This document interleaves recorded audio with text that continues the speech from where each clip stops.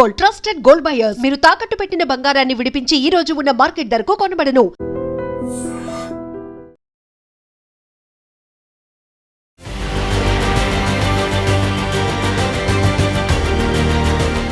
తూర్పు గోదావరి జిల్లా కొవ్వూరు ప్రాంతంలో యాక్చువల్లీ ఇది ఖమ్మం నుంచి విశాఖ వెళ్తోంది.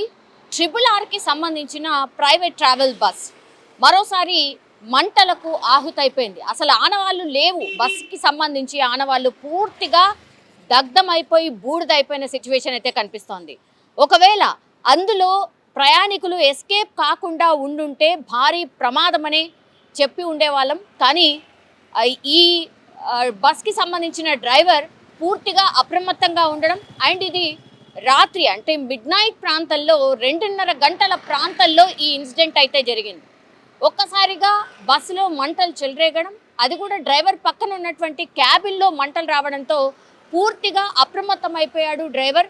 వెంటనే ఆ బస్సులో ఆ సమయానికి 10 మంది ప్రయాణికులు మాత్రమే ఉన్నారు. అందరూ గాఢ నిద్ర ఉన్న టైంలోనే ఈ ఇన్సిడెంట్ అయితే జరిగింది.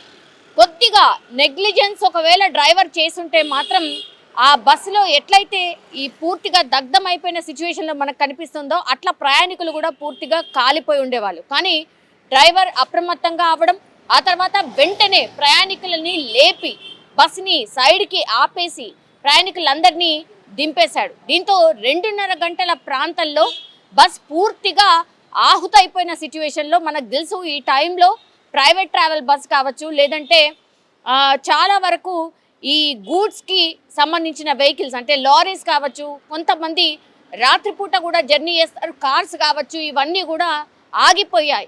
పూర్తిగా ఆ బస్ పక్క నుంచి కూడా వెళ్ళే సిచ్యువేషన్ లేకుండే, ఎందుకంటే బస్ పూర్తిగా ఆహుతైపోయినటువంటి సిచ్యువేషన్ని పూర్తిగా మనం గమనించవచ్చు. సో పూర్తిగా ట్రాఫిక్ జామ్ అయితే ఏర్పడింది. ఆ రో అంతా కూడా అంటే కొవ్వూరు వెళ్ళేటటువంటి ఆ ప్రాంతం ఏదైతే ఉంటుందో పూర్తిగా ట్రాఫిక్ జామ్ అయినటువంటి సిచ్యువేషన్.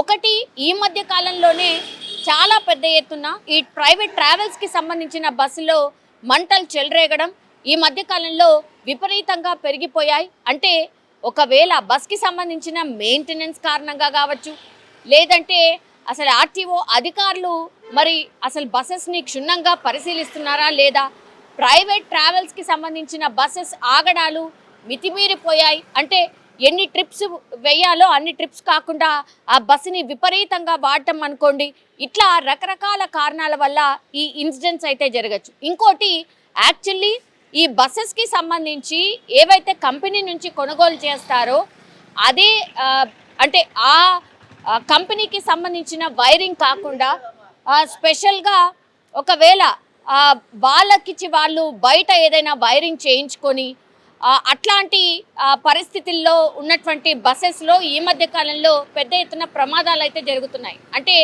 ఇంటీరియర్లీ వాళ్ళు ఏదైనా బయట నుంచి వైరింగ్ మార్చడం, దేనికోసమైనా అంటే సీటింగ్ అనుకోండి, లేకపోతే ఏదైనా లైటింగ్ అనుకోండి, లేకపోతే లోపల మనకు తెలుసు కదా ఎంత హంగు ఆర్భాటాలు ఉంటే అంత పెద్ద ఎత్తున బుకింగ్స్ వస్తాయి. కాబట్టి ప్రైవేట్ ట్రావెల్స్ బస్సు వాళ్ళు కంపెనీ నుంచి కాకుండా ఈ లోపల ఇంటీరియర్ అంతా కూడా బయట వాళ్ళతో చేయిస్తూ ఉంటారు. ఇది అత్యంత డేంజరస్.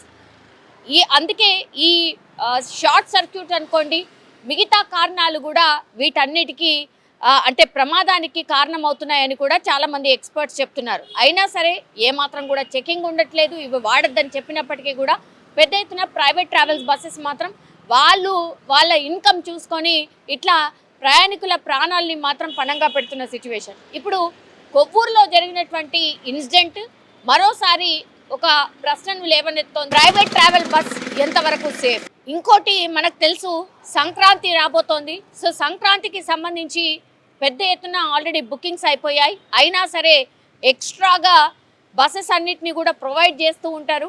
అండ్ డ్రైవర్స్ని ఏమాత్రం కూడా రెస్ట్ ఇవ్వకుండా ఇది బిజినెస్ టైం కాబట్టి మీకు రెస్ట్ ఇవ్వం, కావాల్సి వస్తే మీకు దానికి తగ్గట్టుగా ఇన్సెంటివ్స్ ఇస్తామని ఆశ చూపిస్తూ ఉంటారు.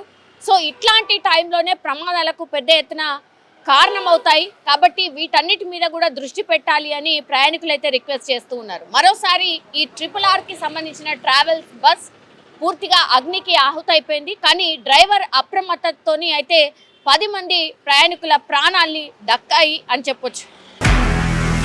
నిజంగా ప్రస్తుతం ఉన్నటువంటి సమాజం దేనికి ప్రయారిటీ ఇస్తుంది? ఆర్థిక సంబంధాల చుట్టూ మాత్రమే తిరుగుతోంది. మళ్ళీ ఎన్నికలంగానే చాలా విరక్తి కలుగుతున్నాం. మంచి అనిపిస్తుంది కదా, లేడీస్ కూడా ఛాలెంజింగ్ జాబ్స్ చేసినప్పుడు చాలా బాగుంటది. ట్రాఫిక్ అసిస్టెంట్స్ గా నియమించిన ట్రాన్స్జెండర్స్ అందరితో సాల్యూట్ చేయించుకుంటున్నారు. ఫుడ్ డెలివరీ ఇవ్వటానికి వెళ్ళినటువంటి డెలివరీ బాయ్ అనిల్ పై కళ్ళ ముందు